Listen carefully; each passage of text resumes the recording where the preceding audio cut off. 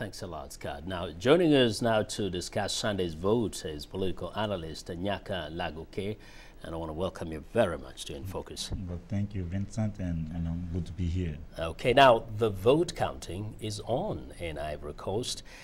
What does it make you feel as an Ivorian? No, we are, I won't say excited. We're glad that that the Ivorian could vote like peacefully, and then we hope that the results are going to reflect the will of the people.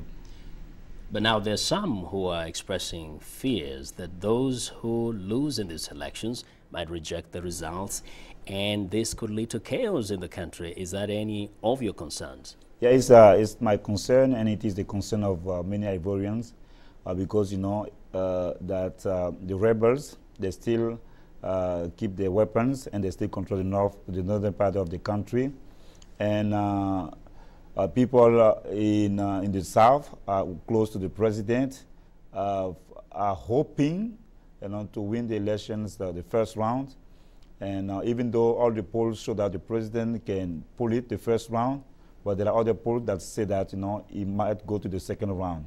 So we don't know if on both sides, when people are going to accept the results, the way they might appear. And sometimes, Lagoke, people focus so much on an election, and some say an election is an event. To what extent would you say the institutions in Ivory Coast are strong enough to protect the gains up to this point, just in case of anything? I think that we are not there yet.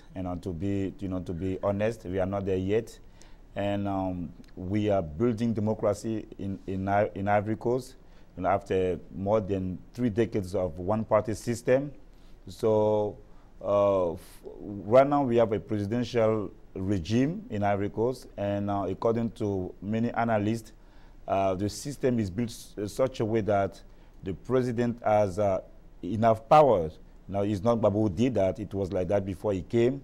And so I don't think that we have strong institutions that can prevent any chaos, any tragedy in the country. Well, since 2005, when the elections were postponed, that has been the issue. When are we going to have these elections? The elections have taken place, the votes are being counted, and that's over. But then some would ask, what are some of the issues, very critical issues, that the new administration will have to face that might, in fact, determine the direction the country takes? The biggest problem we have now in Ivory Coast, and people, the critic of the president said that he could have done more. I think it's corruption, and I think that the next president should fight corruption and show a sign that Ivory Coast need to be like an example of good governance.